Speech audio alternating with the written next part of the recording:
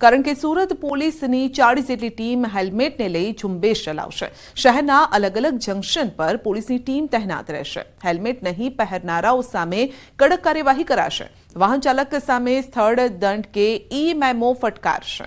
અને આ અંગે શહેર ટ્રાફિક ડીસીપીએ નિવેદન આપતા જણાવ્યું કે સુરત શહેર ટ્રાફિક શાખા દ્વારા 1 જાન્યુઆરીથી 14 ફેબ્રુઆરી સુધી હેલ્મેટ કેમ્પેઇન ચાલી રહ્યું છે અને જેમાં લોકોને હેલ્મેટ અવેરનેસ અંગે સમજાવવામાં આવી રહ્યા છે।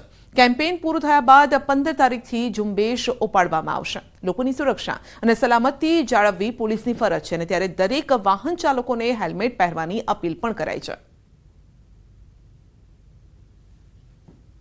15મી ફેબ્રુઆરીથી કેમેરાના માધ્યમથી સાથે સાથે મોબાઈલ એપ છે, VOC છે, એમના માધ્યમથી લોકોનો જે પણ હેલ્મેટ નહીં પહેરે તેમના વિરુદ્ધ ઈ-ચલણ તો જનરેટ કરવામાં આવશે જ, પરંતુ સાથે સાથે જે સ્થળ દંડની કાર્યવાહી છે એ પણ કરવામાં આવશે। રાજ્યમાં આચાર્યની ભરતી પર રોક લગાવાઈ છે। ચૂંટણી આચાર સંહિતાના કારણે શિક્ષણ વિભાગે હાલ ભરતી પર રોક લગાવી છે, પરંતુ શાળા સંચાલક મંડળે ભરતી પ્રક્રિયા યથાવત રાખવા માંગ કરી છે। શાળા સંચાલક મંડળના પ્રમુખનું કહેવું છે કે શાળાઓમાં આચાર્યની ભરતી અને ચૂંટણીઓને કોઈ લેવા દેવા નથી। 60થી વધુ IAS અધિકારીઓની બદલી થઈ શકે તો ભરતી કેમ નહીં? સાથે જ આ તો ભરતી પણ નથી, ચાલુ નોકરીએ શિક્ષકો આચાર્ય બનવાના છે અને એટલે કે પ્રમોશનની પ્રક્રિયા છે। 1000 ગ્રાન્ટેડ શાળાઓ આચાર્ય ભરતીની પ્રક્રિયા જાન્યુઆરીના પ્રથમ સપ્તાહથી શરૂ થઈ હતી અને ત્યારે હાલ તો ભરતી પ્રક્રિયા પર રોક લગાવી દેવાઈ છે। કે ચાલુ નોકરીમાંથી અનુભવી શિક્ષકો એ આચાર્યમાં ખસવાના હતા, એટલે આ નવી નોકરી આપવાનો સવાલ નહોતો, કેડર બદલવાની બાબત હતી। જો રાજ્યમાં એકી સાથે 64 થી 68 IAS અધિકારીઓની બદલી થઈ શકતી હોય તો પછી આ તો શાળાઓના આચાર્યોની બાબત છે। આ એકાએક બંધ કરીને કેન્દ્રીય ભરતી સમિતિએ એક મોટો પ્રશ્નાર્થ ઊભો કર્યો છે। સુરતમાં વરાછા પોલીસ દેવદૂત બની લગ્નમાં જમવાનું ઘટી જતા વરપક્ષના પરિવારજનો નારાજ થયા। લગ્ન કર્યા વગર રવાના થતા હતા અને વરાછા પોલીસને જાણ થઈ।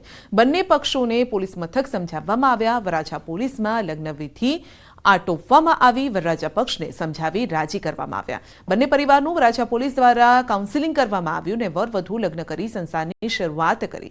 સાચા અર્થમાં વરાછા પોલીસે સામાજિક જવાબદારી નિભાવી। વરરાજા રાહુલ મહેતો અને અંજલિ કુમારી મોન્ટુસિંગના લગ્ન વરાછા પોલીસ મથકમાં જ કરવામાં આવ્યા। વરવધુમાં વાજતે ગાજતે હાથ ટોળા કરાવી લગ્નવિધિ પૂરી કરવામાં આવી। બંને પક્ષોને લગ્નવિધિ કરાવી વિદાય પણ આપવામાં આવી।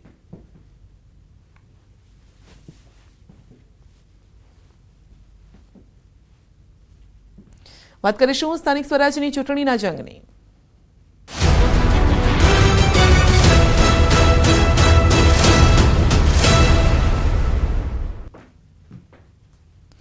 સ્થાનિક ચૂંટણીમાં ઉમેદવારોએ માંગ્યું છે પોલીસ રક્ષણ। કોંગ્રેસના ઉમેદવાર ટેકેદારોને પોલીસ રક્ષણની માંગ છે। મોરબી હળવદ નગરપાલિકાની ચૂંટણીમાં કોંગ્રેસના આક્ષેપથી ગરમાવો આવ્યો છે।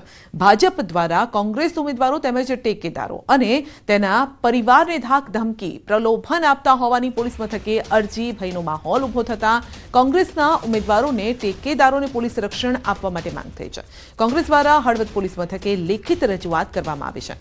ગંભીર આક્ષેપ સાથે રજૂઆત થતા રાજકીય અમલમાં ગરમાવો આવ્યો છે।